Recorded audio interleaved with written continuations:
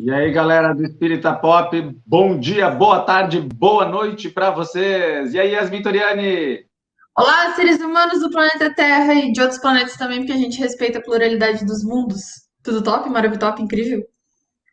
É isso aí, é nós, estamos juntos, mais um Espírita Pop. Galera, um tema bem, Quente, um tema assim, né? flamejante. Flamejante, fritante. Não é o tema, Yasmin. Hoje nós vamos falar sobre inferno, mas que inferno é esse, gurizada? Hoje a gente vai E o entender nosso um pouco sotaque é mais esse sobre mesmo, inferno. gente. Nosso sotaque é esse mesmo, viu? A gente fala inferno, porque a gente está numa mistura Inferno. aqui.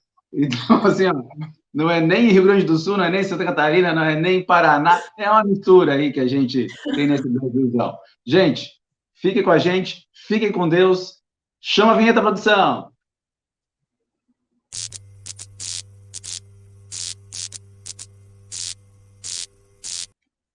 E aí, Yasmin, tudo bom? Tudo top. Humanos do planeta Terra.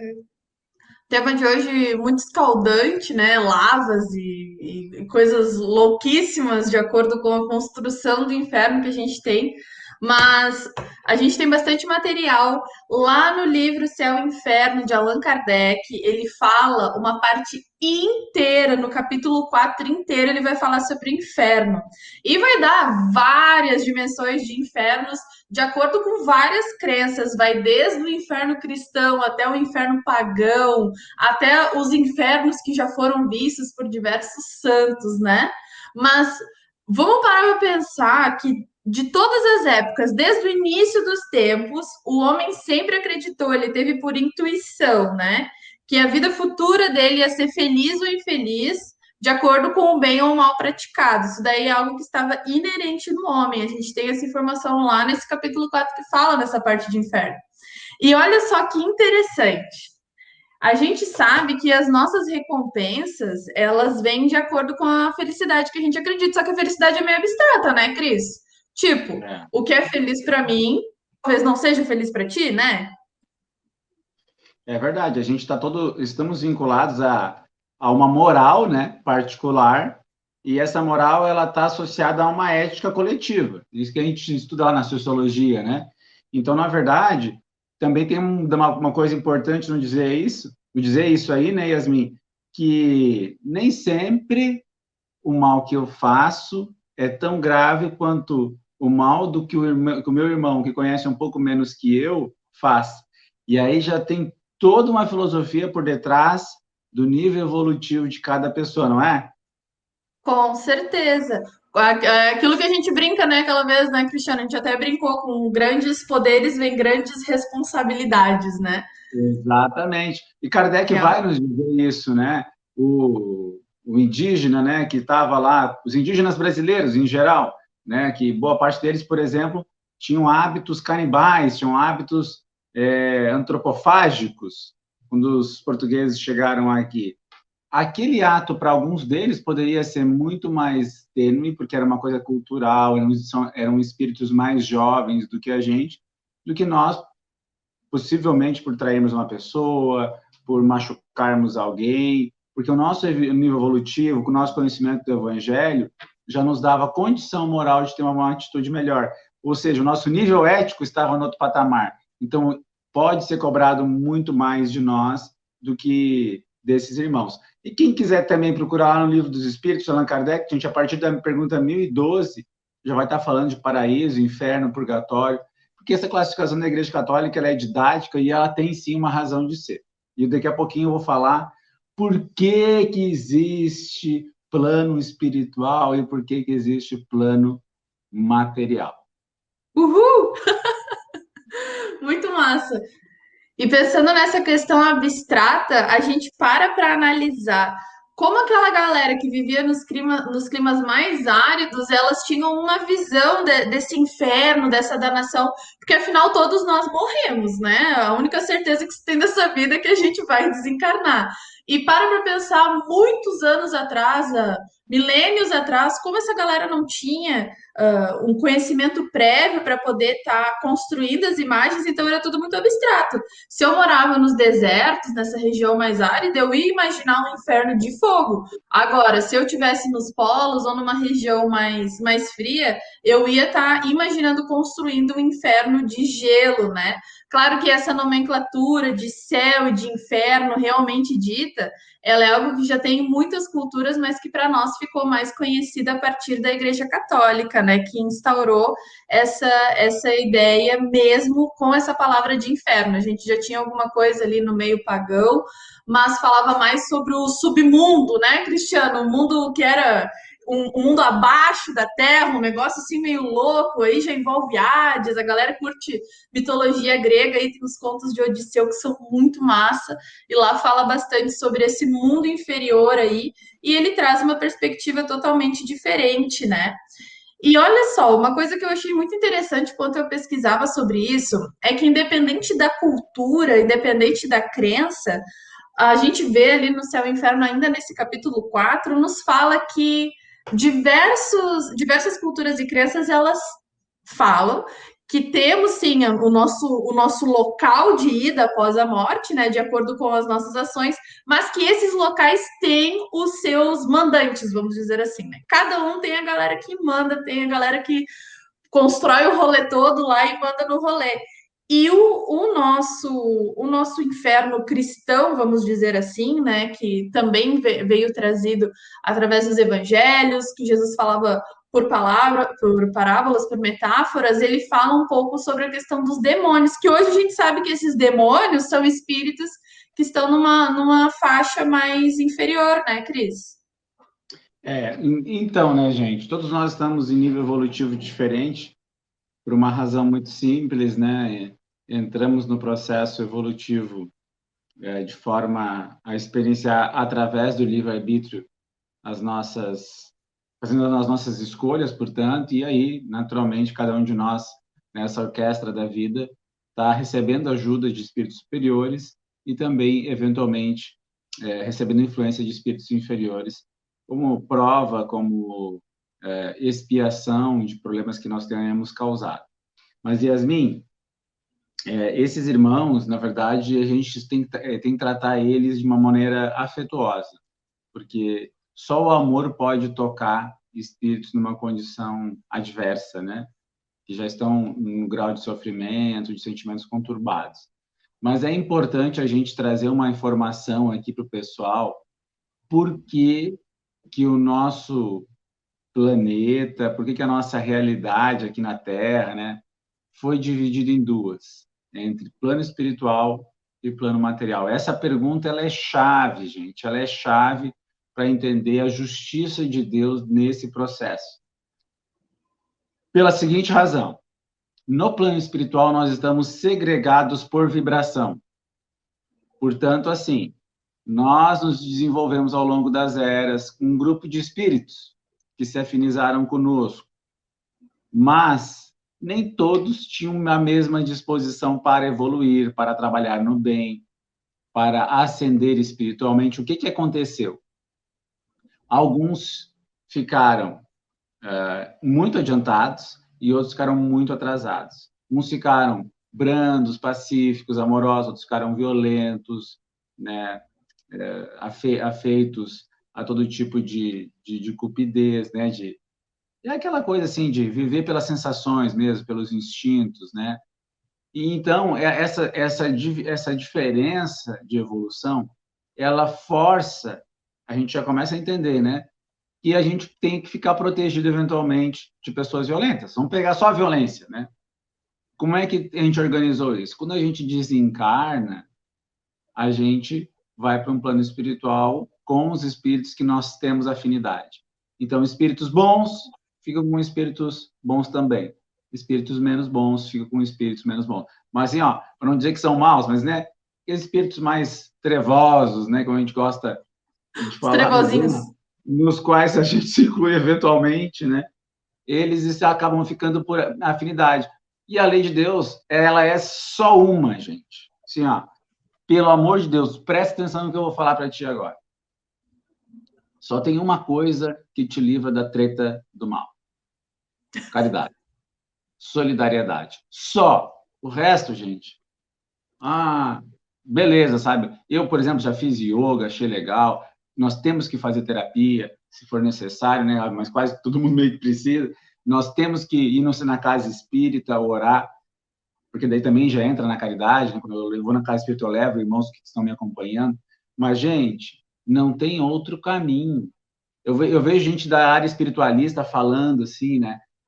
Não adianta tu só fazer caridade para os outros e tu não fazer tal coisa, não fazer tal. Não, adianta só isso, gente.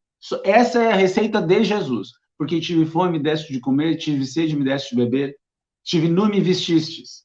Estive na prisão, vieste me visitar. Estive enfermo e foste me ver. Pois tudo que fizestes a um destes pequeninos foi a mim mesmo que o fizestes. Gente, tá aí a receita do bolo. De chocolate, com ganache, com Uau! gostosa. Assim. Então, assim, nós estamos segregados para que a gente possa ter momentos de aprendizado no plano espiritual, para que o plano espiritual também organizado em esferas diferentes, Dante Alighieri já fez essas divisões, Paulo vai dizer numa de suas cartas que ele subiu, né, aos céus lá, terceiro céu, ao quinto céu. No Apocalipse, nós vamos ter essas expressões, são os níveis diferentes do plano espiritual. Qual é o mais famoso, né, o lugar mais famoso do plano espiritual dos espíritas, Yasmin? É um Tu umbral, lembra? gurizada. Não, É um mas umbral. depois do umbral, qual é o lugar mais famoso no meio O espírita? nosso lar. Nosso lar.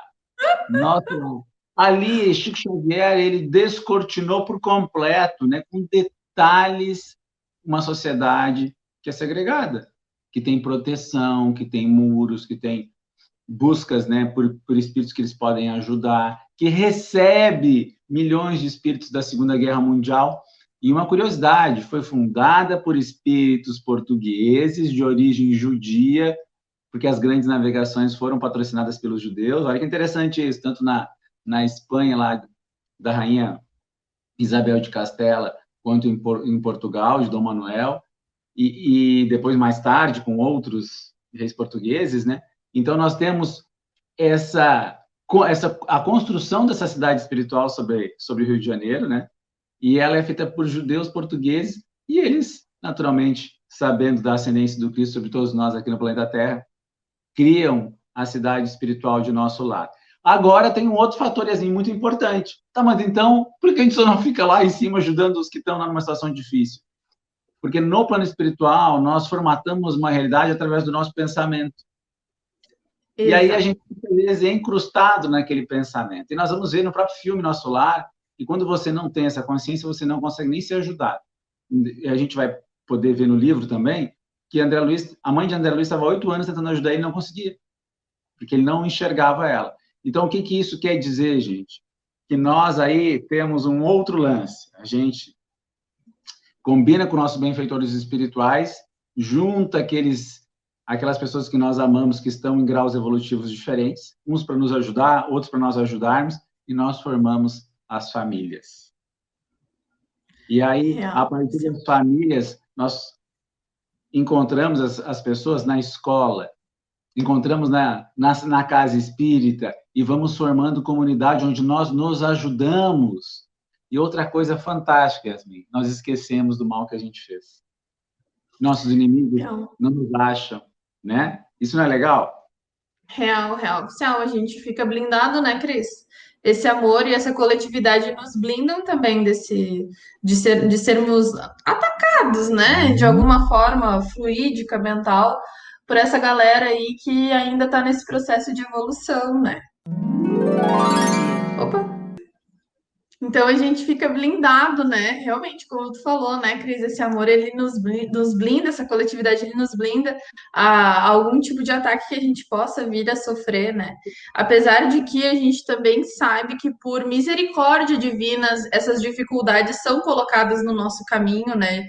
Deus utiliza desses nossos irmãos menos felizes, né, que estão nessa situação mais complexa como instrumento para a nossa evolução e também para a evolução deles de alguma forma, né? Você estava falando lá das construções, das cidades, e na hora eu me lembrei lá do livro de Francisco de Assis, que a gente está estudando lá no grupo de jovens, que fala dessas cidades nessas zonas mais trevozinhas, a galera mais trevosa, fala da construção dessas cidades e da perfeição que é são cidades bem como tu falou, com casa, com rua, com tudo normal. E Santa Terezinha também fala sobre essas cidades, também lá no Céu e Inferno, nesse mesmo capítulo, capítulo 4, tem toda a narrativa da Santa Terezinha falando dessas cidades e de como ela se sentiu e o que ela viu, inclusive de espíritos animalescos, né, que no caso ela usa a nomenclatura demônios, mas que a gente sabe que são espíritos que se encontram nessa questão fluídica de animais, né? Tem até aquele caso de Chico, tu vai saber melhor do que eu desse caso, Cris, de um espírito que ele estava em formato de cobra, era isso? Não, a gente tem casos assim de zootrampia. Fala Isso. aí. Depois do caso vai Zootrampia. pegar no meu pé aí, porque eu enrolei a língua. Zoo Mas é alguma isso coisa. aí. Zoou alguma coisa. Gente, a mente é tão forte no plano espiritual que nós podemos, de fato, nos tornar algo parecido com anjos, né? Irradiar uma luz, como a gente pode também ter a aparência animalesca. Mas a gente não precisa se preocupar com isso, Yasmin, porque são espíritos que requerem, que querem sentir no fundo do seu coração o amor, porque todo mundo foi feito por Deus, isso é muito importante, tá, gente? Não existe Uhum. oposição a Deus. Não é uma luta entre Deus e o mal, isso não existe, tá, gente? Só existe Deus. Nós estamos em faixas evolutivas diferentes, fazendo escolhas diferentes, então o bem e o mal está na nossa esfera de escolha e de ação. Isso não existe nenhuma força capaz de De combater, nos obrigar. de nos obrigar a fazer o mal, mas assim, é mais, essa é uma ideia fundamental para que a gente possa entender, sabe? A ideia do diabo, ela não tem cabimento no sentido de oposição a Deus, nada se opõe a Deus, tá? Deus está fora do eixo da matéria. O que a gente convencionou chamar de diabo é o adversário da luz. E o adversário da luz pode ser a gente quando a gente não para numa faixa de pedestre quando a gente estiver dirigindo. Pode ser a gente quando a gente joga lixo no chão. Pode ser a gente quando a gente ofende o nosso pai e a nossa mãe. Pode ser a gente quando a gente trai o namorado ou a namorada. Então, tipo assim, ó, a gente tem tantas coisas para fazer que a gente se comporta. Então, quando Jesus falava nisso, né? Que pode ter no plano espiritual algumas lideranças do mal. Provisoriamente, sim, nós temos várias obras, sobretudo em André Luiz, gente. Uma coisa que seria super legal nós criar o desafio André Luiz, né? Ler todas as obras de André Luiz, porque ali nós vamos ver espíritos extremamente fortes nessas regiões umbralinas que acabam cedendo à influência do amor e do bem e acabam se tornando referência, inclusive, né? Para essa transformação pessoal. E a gente tem esse momento do clique, sabe? Isso existe mesmo. Quando o Dimas estava na cruz com Jesus, ele deu o clique. Não, a partir de agora eu vou seguir Jesus, eu vou seguir, né, Deus. E aí dá o clique. Daquele momento você começa a ter esse olhar de ser bom mesmo, né? De enfrentar seus dilemas interiores. Então aí a gente já começa a construir um lugar pelo nosso padrão vibratório melhor.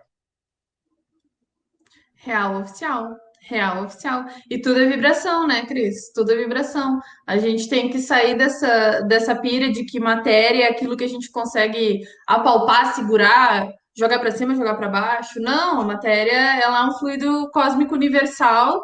Nós estamos nele, isso está na gente, nós somos isso, e a gente consegue construir a partir disso, né? Não com a mãozinha ali, vou construir algo com a minha mãozinha, né? Mas com o pensamento. Depende do nível evolutivo, né? Eu acho que em regiões mais densas, talvez até a gente consiga manipular a matéria espiritual. Manipular manualmente.